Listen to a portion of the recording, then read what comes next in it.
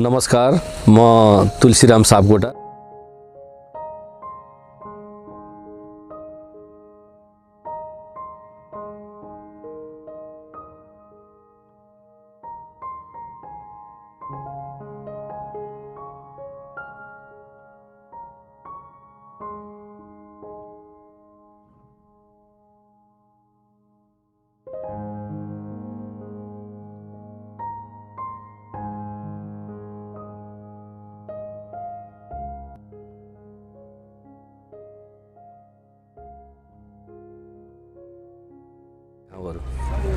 अब व्यास नगरपालिका वडा नम्बर 10 का विभिन्न ऐतिहासिक ठाउँहरूमा त्यो ऐतिहासिक ठाउँको नाम अनुसारको हामीले चाहिँ स्ट्याटुजहरू बनाउने अभियानमा अहिले यो दुम्सी चौर भन्थ्यो, हामीले दुम्सी चरिराखेको दुम्सीको एउटा चाहिँ पुरा एउटा स्ट्याटुज बनाएर यो ठाउँलाई चाहिँ दुम्सीको हिजो वासस्थान रहेछ भनेर पहिचान गराउने उद्देश्यले हामीले यस्ता यो ऐतिहासिक ठाउँहरूका नाम स्मरणको लागि यस्ता स्ट्याटुजहरू बनाएका छौँ।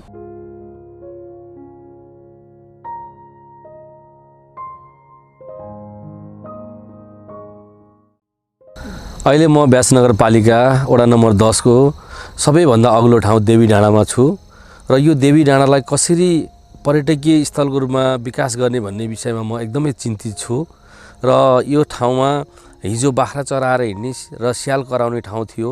अहिले म जनप्रतिनिधि भएपछि हाम्रो टिमले यहाँ एउटा चाहिँ व्यवस्थित एउटा चाहिँ पिकनिक स्पोटको रूपमा र पर्यटकहरू आएर यहाँबाट चाहिँ चारैतिर दृश्य अवलोकन गर्न सकिने ठाउँ। यतापट्टि हेर्दाखेरि चाहिँ मादी उपत्यका, यता हेर्दाखेरि धैरेनीदेखि लिएर तनहुँसुरका चाहिँ पुराना ऐतिहासिक दरबारका कोटहरू देखिने र तलपट्टि हेर्दाखेरि तपाईँको चाहिँ फराकचौर उपत्यका, धमुली बजार उपत्यका समेत देखिने र यस्तो रमणीय ठाउँलाई हामीले चाहिँ एउटा व्यवस्थित एउटा पार्कको पिकनिक स्पोटको रूपमा डेभलप गर्न थालेका छौँ र मलाई एकदमै चिन्ता पनि लाग्छ वडालाई कसरी समृद्ध बनाउने। र यो ठाउँमा एकदमै अलिकति दुर्गम भएको ठाउँ थियो, अहिले बाटो यहाँ ल्याइयो। बाटो ल्याएपछि यहाँ ट्रस्ट बन्यो, शौचालय बन्यो, वृक्षारोपण भयो र यस्ता सिँढीहरू पनि हामीले निर्माण गऱ्यौँ र यहाँ फुट ट्र्याकको रूपबाट पनि यहाँ आउन सक्ने, मर्निङ वाक गर्न सकिने र यहाँभन्दा उतापट्टि ऐतिहासिक कालिका मन्दिर छन्। ती ऐतिहासिक त्यो मन्दिरको दर्शन गर्न आउनेदेखि लिएर यहाँ एउटा चाहिँ पकेटमा एउटा चाहिँ प्याकेजमा चाहिँ डेभलप गर्नुपर्ने मैले महसुस गरेको छु र यहाँ थालनी गरिएको छ र मलाई आशा एवं विश्वास छ मैले सबै वडाका जनताहरूलाई मन जितेर काम गरेको छु र यहाँ दरै, बोटे, कुमाल, दलित, अन्य बस्तीहरू सबै ठाउँमा जाँदा वडा अध्यक्ष आयो भन्दा वाह गर्ने मैले बनाएको छु। कुनै जनप्रतिनिधिलाई देखेर वडावासीहरू चाहिँ तिरस्कार गर्ने वातावरण छैन। यो विषयमा मेरो यहाँ वडाप्रति मैले निभाएको भूमिकाको वडावासीले कदर गरेको मैले ठानेको छु।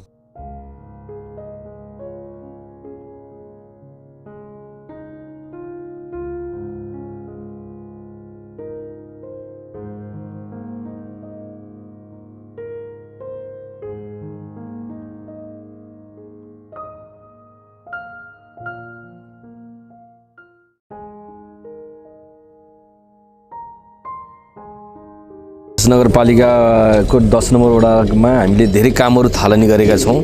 यी हाम्रा चाहिँ गौमाता संरक्षण केन्द्र यहाँ निर्माण गरेका छौँ र यहाँ बायोग्यास प्लान्ट, अनि त्यसपछि गएर यहाँ अर्ग्यानिक कृषि र माछा पालन समेतको यो प्रोजेक्टहरू अधुरो छ। यसलाई हामीले सम्पन्न गर्नुपर्ने छ र यो नदी तटबन्धन गरेर यहाँ एकदमै व्यवस्थित एग्रो टुरिज्म स्थापना गर्नुपर्ने र हामीले स्थानीय जातका गाईहरूलाई प्रमोट गर्नलाई यिनीहरूको चाहिँ हामीले क्याटेगोरी छुट्याउँदैछौँ र यो बायोग्यास प्लान्ट र यहाँ फोहोर व्यवस्थापन केन्द्रलाई व्यवस्थित गर्नको लागि हामीले थालनी गरेका छौँ। अब यो सिसुवा भतेरी व्यास नगरपालिका वडा नम्बर 10 मा अवस्थित यो हाम्रो गौ संरक्षण तथा प्राङ्गारिक मल उत्पादन केन्द्र हामीले स्थापना गरेका छौँ। यो झन्डै 400 रोपनी जग्गालाई तारबार गरेर यहाँभित्र हामीले चाहिँ यो अनुत्पादक भएका वस्तुहरू, छाडा छोडिएका वस्तुहरूलाई संरक्षण गर्ने हिसाबले यहाँ ट्रस्टहरू निर्माण गरेर काम गरेका छौँ र एकदमै वृद्ध भएका वस्तुहरू मरेपछि हामीले चाहिँ यो जटायु संरक्षण भनेर यो गिद्ध रेस्टुरेन्टको रूपबाट पनि यसलाई अगाडि बढाएको छ। हामी यहाँ देख्न सकिन्छ यो गिद्ध रेस्टुरेन्टलाई व्यवस्थापन गर्नुपर्ने र यिनी हाम्रो स्थानीय जातका जो गाईहरू हुन्छन् ती स्थानीय जातका गाईहरूलाई हामीले छुट्टै ब्लकमा छुट्याएर यतापट्टि हामीले चाहिँ राष्ट्रिय पञ्चगव्य अनुसन्धान केन्द्रको रूपमा यसलाई चाहिँ रिसर्च सेन्टरको रूपबाट अगाडि बढाउनु पर्ने छ र व्यास नगरपालिकाले निर्णय गरिसकेको छ। तर अब हामीले यसलाई चाहिँ रिसर्च सेन्टरमा लागिरहेको खोज अनुसन्धानको रूपबाट अगाडि बढाउने अभियानमा छ। यो पनि कार्य अधुरो छ, यसलाई सम्पन्न गर्नुपर्ने छ। र हामीले गौ पुराण, लक्ष्मी माताको महिमा के हो, लक्ष्मीलाई किन पुज्दै आएका छौँ, लक्ष्मीको गोबर पनि चोखो हुने, गौत पनि चोखो हुने र लक्ष्मीलाई चाहिँ राष्ट्रिय जनावर किन भनेर मानियो, यस्ता कुराहरू चाहिँ त्यो अनुसन्धान केन्द्रमा खोज हुन्छ। र यो हाम्रो यहाँको चाहिँ यो प्रोजेक्टलाई यो अनुसन्धान केन्द्रले पनि अझ थप ऊर्जा दिन्छ। र यहाँ अनुत्पादक भएर डेथ भएका बुढा वृद्ध भएपछि हामीले अहिले यो जटायु भनेर गिद्धलाई चाहिँ संरक्षण गर्ने अभियानमा छौँ। हामीले देख्न सकिन्छ गिद्धले चाहिँ अब त सिनु खाइराखेको छ, यहाँ सिनु खान्छ अनि पारीको जङ्गलमा गएर बसेको छ र यसलाई पनि संरक्षण गर्नुपर्ने छ। यो वातावरणीय कुचिकारको रूपमा गिद्धले काम गरेको छ र यो प्रोजेक्टलाई हामी सबै संरचना बनाउने कुराहरूमा अब यो महादी नदी तटबन्धन गर्न सकिएपछि तपाईँको यहाँ 108 बरपिपल, यहाँ चाहिँ यहाँ शिवजीको पूर्णाकारको चाहिँ एउटा मूर्ति र यहाँ गौ संरक्षणबाट गाईको दुध ल्याएर चाहिँ शिवलिङ्गमा चढाउने, 108 बरपिपल परिक्रमा गर्ने। अनि यहाँ महेन्द्री नदी, यो हिम श्रृङ्खलाबाटै आएको महेन्द्री नदी हो, महेन्द्री नदीमा स्नान गर्ने र त्यहाँ माथि चाहिँ शिव पञ्चायन मन्दिरको दर्शन गर्ने र त्यहाँ एकदम व्यवस्थित 108 शिवलिङ्ग सहितको शिवजीको चाहिँ मूर्ति पनि स्थापना भइसकेको छ। यी कुराहरूलाई अझ व्यवस्थित गर्नलाई हामी कम्मर कसेका थियौँ र समयले साथ त्यति दिएन, किनभने हामीले सोचे जस्तो काम गर्न सकिएन, किनभने कोभिड-19ले प्रभाव पार्यो, प्राकृतिक प्रकोपले चाहिँ धेरै दुःख दियो। अनि त्यसपछि हामी सङ्घीय संरचनाको मोडलमा गएपछि नयाँ क्षेत्राधिकारका कुराहरू आए, कानुन बनाउनु पर्यो, ऐन बनाउनु पर्यो, कार्यविधि बनाउनु पर्यो र अनि ती कार्यविधिको परिधिभित्र रहेर हामीले काम गर्दाखेरि केही हामीले समय चाहिँ पर्याप्त नपाएको कारणले केही अधुरा योजनाहरू छन्।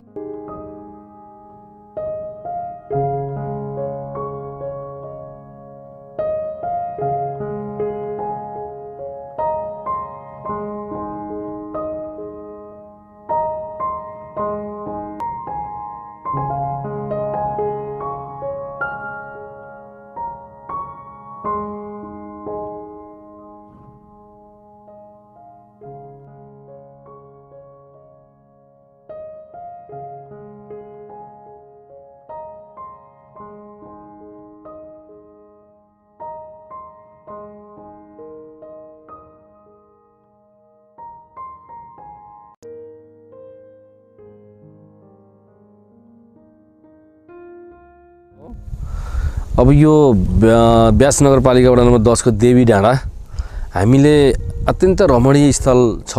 यसलाई कसरी चाहिँ यहाँ विकास गरेर यहाँ बाह्य र आन्तरिक पर्यटकहरूलाई भित्राउने भन्ने अभियानमा म दौडेको छु, इभन हाम्रो टिम दौडेको छ।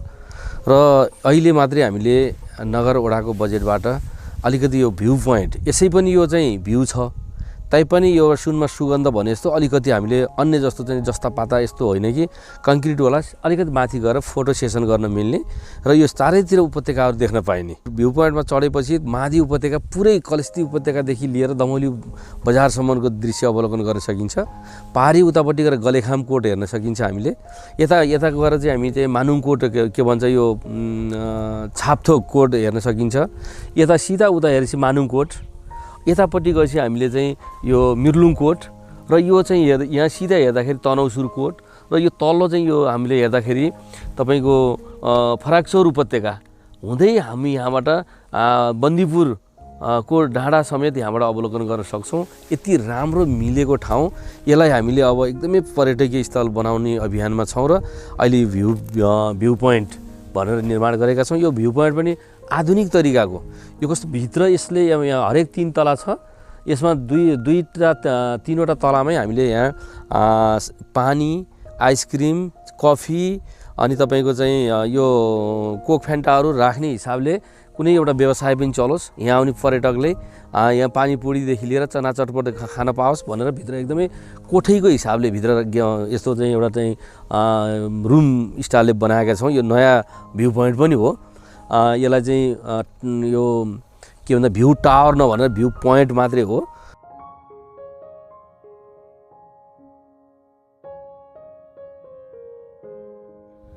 यो राम्चेको भिर, यो राम्चे पाखा भन्छ यसलाई। त्योभन्दा उतापट्टि देखिएको डाँडा यो मिर्लुङ कोटको डाँडा हो र यतापट्टि देखिएको यो माथिल्लो डाँडा तनौसुर कोट हो र यो तल देखिएको चाहिँ समथर जमिन फराक चौर उपत्यका यो हो। र त्यसपछि हामी उता पारिपट्टि हेर्दाखेरि यो रामथुम्की भन्छ त्यसलाई। त्योभन्दा उतापट्टिको कर्लुङ डाँडा, योभन्दा उतापट्टि तपाईँको छिम्केश्वरी धरमपानी भन्छ त्यसलाई, बन्दीपुर गाउँपालिका पर्छ त्यो। यसरी गएको छ भने अब यता यसरी आउँदाखेरि हामी यो केशवटार, पोखरी भन्ज्याङ र उतापट्टि पल्लो भिर चाहिँ हाम्रो चाहिँ छिपछिपे र यो बिचको चाहिँ काउँ शिवपुर डाँडा र त्यसपछि यता आयो हाम्रो मानुङकोट। यो मानुङकोट व्यास नगरपालिका वडा नम्बर 5 मा पर्छ।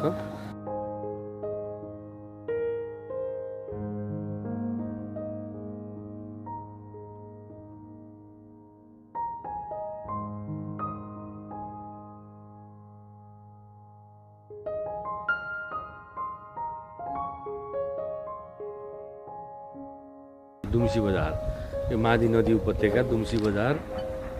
त्यसपछि पारिपट्टि यो फोक्सिनी जङ्गल, मादिगङ्गा सामुदायिक वन भन्छ त्यसलाई।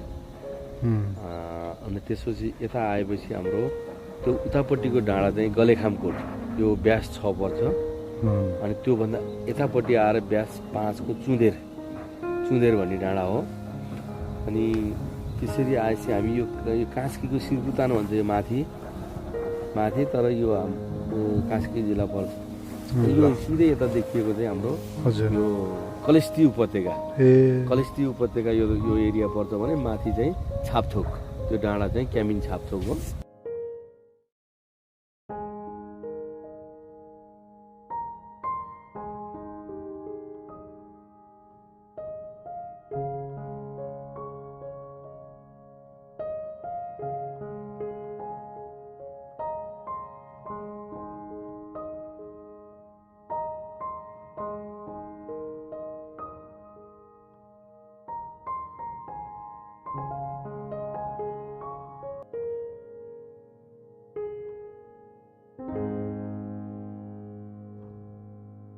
अहिले व्यास नगरपालिका वडा नम्बर 10 को यो तल पोखरेल फाँटभन्दा माथि चिसापानीबाट लिफ्टिङ गरेर यो देवी डाँडामा यो बनेको ट्याङ्कीमा हामीले पानी ल्याउँदैछौँ। 2 करोड 3 लाखको चाहिँ टेन्डर अहिले काम सुरु भइरहेको छ। यस्तो चाहिँ 1 लाख लिटरका ट्याङ्की 2टा र 50,000 का ट्याङ्की 6वटा निर्माणाधीन अवस्थामा छन्। र लगभग अब हामीले केही समयमा यो त्यहाँको पानी लिफ्टिङ गर्नेछौँ र यत्रो ठुलो गौरवका योजनाहरू हामीले वडावासीलाई यहाँ उपलब्ध गराएका छौँ। र यो पानी सम्पन्न भएपछि यो दुम्सी चौर, दुम्सी कोट, श्री भन्ज्याङ, बरचौर, निबुवाटारी र यता शीतल गुफा टोल विकास संस्था र यता बिपी भन्ज्याङ, अधेरी भन्ज्याङ सबै टोल विकास संस्थाका प्रत्येक घरमा एक घर एक धारा पुग्नेछ। र यो पुर्याउनलाई पनि हामीले अझै समय पुगेन, किनभने कहिले कोभिडको कारणले चाहिँ टेन्डर रोकिन्छ, कहिले चाहिँ तपाईँको लकडाउन हुन्छ। यसले गर्दा हाम्रो पदावधि पनि सिद्धिएको छ। यी अधुरा कामहरू, यी करोडका खानेपानीका योजनाहरू प्रत्येक वडावासीका घरमा एक धारा झार्ने अभियानका साथ हामी दौडेका थियौँ।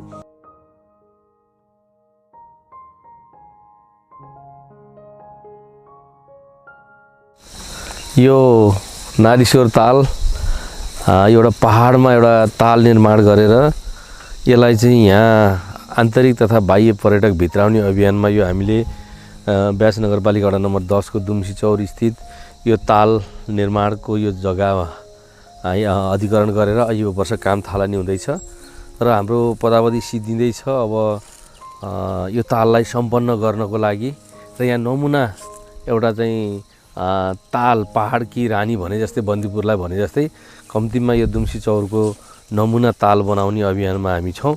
र यो वर्ष अहिले भर्खरै अब निकट 20 दिनदेखि यो काम सुरु हुन्छ, टेन्डर निस्किसकेको छ र यसलाई सम्पन्न गर्न हाम्रो समयले साथ दिएन।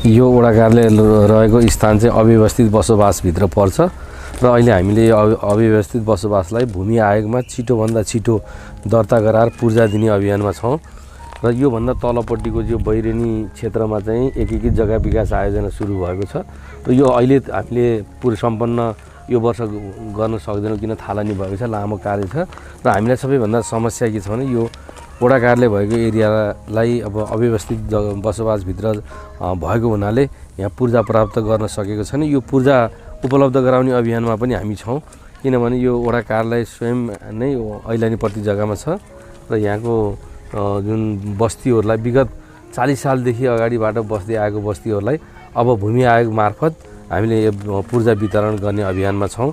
यो कोभिडका कारणले, लकडाउनका कारणले गर्दाखेरि सरकार फेरबदल भइराख्नाले हामीले अलिकति यसलाई ढिलो भएको छ र निकट भविष्यमै हामीले फेरि यो अहिलेको भूमि आयोग दर्ता भएको छ र 10 नम्बर वडालाई पहिलो प्राथमिकता दिएर विशेष गरेर नयाँ बस्ती एरियालाई हामीले पूर्जा वितरण गर्ने अभियानमा छौँ। अहिले हामीले थालनी गरेका ठुला गौरवका योजनाहरू यो जग्गाधनी प्रमाण पूर्जा वितरण गर्ने काम, एकीकृत जग्गा विकास आयोजनालाई सम्पन्न गर्ने काम र चाहिँ ठुला खानेपानीका योजनाहरू सम्पन्न गर्ने काम, नारी अस्पताल निर्माण गरेर सम्पन्न गर्ने काम र यो वडा कार्यालय पहुँच मार्ग र वडा कार्यालयलाई व्यवस्थित गर्ने काम अझ बाँकी छ।